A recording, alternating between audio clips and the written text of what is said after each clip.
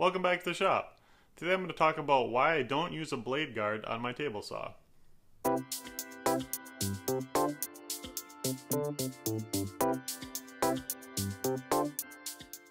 Recently I got a comment on one of my videos asking why I don't use a blade guard on my table saw. And he seemed to be suggesting that I was doing it maybe for aesthetic reasons, you know, trying to make the videos look nicer because you could see the blade spinning and stuff like that. But really the answer is a lot more simple. My table saw didn't come with a blade guard. It was built in 1950.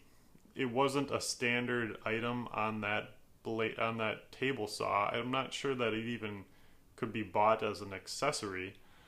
And I'm not sure that at that time it was common to have blade guards because they just really didn't care as much about safety back then. I read through the manual. It was my grandpa's table saw and he still had the manual from it. And it said you should always be a little bit scared while you're using the table saw, which I'm not sure is the best advice. Maybe cautious is a better way to put it. So I don't have one. I actually kind of would like to have one, mostly for the sake of dust collection, because you know a lot of those blade guards you can hook up a shop vac to them and then you can suck out a lot of the dust, and dust is a problem with my table saw. I do need to get control of dust, especially underneath it, but also above. It'd be nice to have more control over the dust.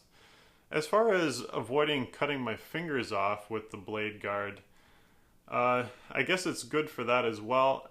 I totally understand the reason why people will buy a brand new saw and then just take it off and never put it back on, because there's so many cuts you do that you can't really use a blade guard on. Typically, if you're doing non-through cuts, you can't use it.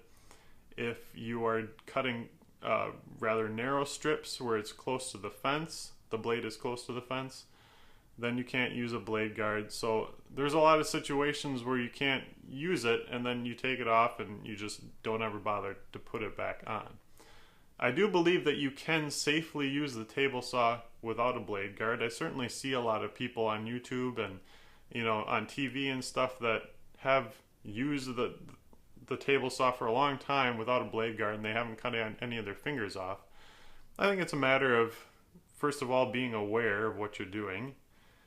Second of all, using proper push sticks and crosscut sleds and things like that.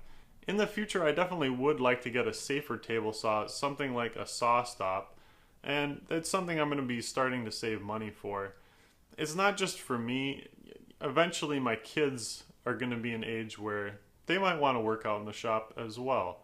And so I would like to have safer tools for them. And plus the SawStop, from everything I've read, all the reviews and stuff, it's also a very nice table saw. So I would like to have a nicer table saw, and I would also like to have a safer table saw. But in the meantime, I'm going to keep using what I have and just try to use it safely. I'd like to know if you have any tips for staying safe while using the table saw. Let me know in the comments below. Thanks for watching, and I'll see you next time. Take care.